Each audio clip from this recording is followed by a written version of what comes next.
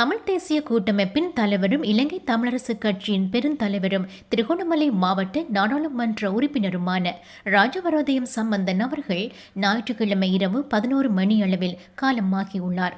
அவர் உடல்நலக் குறைவால் கொழும்பு தனியார் வைத்தியசாலையில் அனுமதிக்கப்பட்டிருந்த நிலையில் தனது 91வது வயதில் காலமாகியுள்ளார்.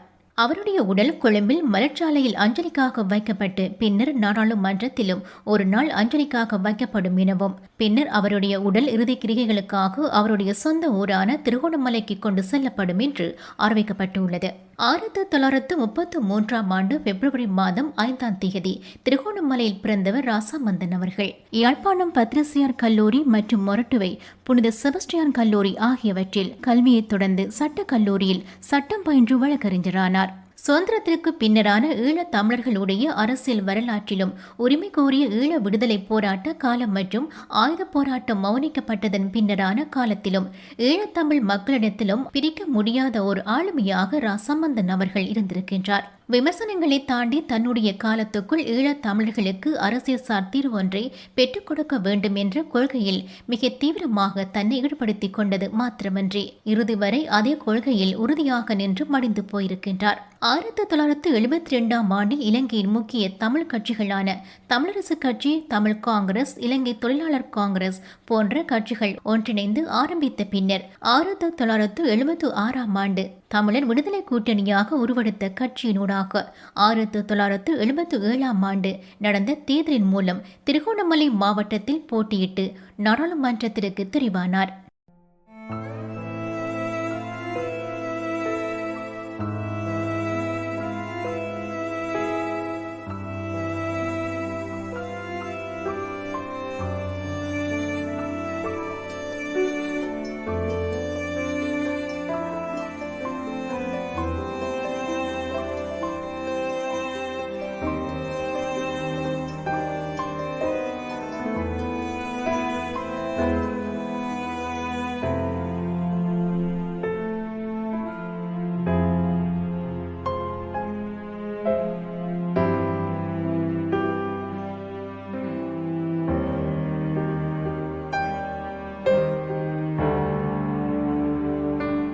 CMR யூடியூப் சேனலில் இணைந்திருக்கும் நேர்கள் அனைவருக்கும் எமது நன்றி. காமெண்ட்ஸ் பகுதியில் உங்கள் கருத்துக்களை தெரிவிக்க தவறாதீர்கள். முக்கிய செய்திகள், காணொளி தொகுப்புகள், நேர்காணல் என பலதரப்பட்ட அம்சங்களையும் உங்களுக்காக தருகின்றது CMR யூடியூப் சேனல். CMR என்று சர்ச் செய்து எமது யூடியூப் சேனலை சப்ஸ்கிரைப் பண்ணுங்கள். உங்கள் உற்றார் உறவினர் நண்பர்களோடும் இந்த காணொளி தொகுப்புகளை பகிர்ந்து கொள்ளுங்கள். அருகில் இருக்கின்ற முக்கிய காணொளி தொகுப்புகளையும் தவறவிடாமல் பாருங்கள்.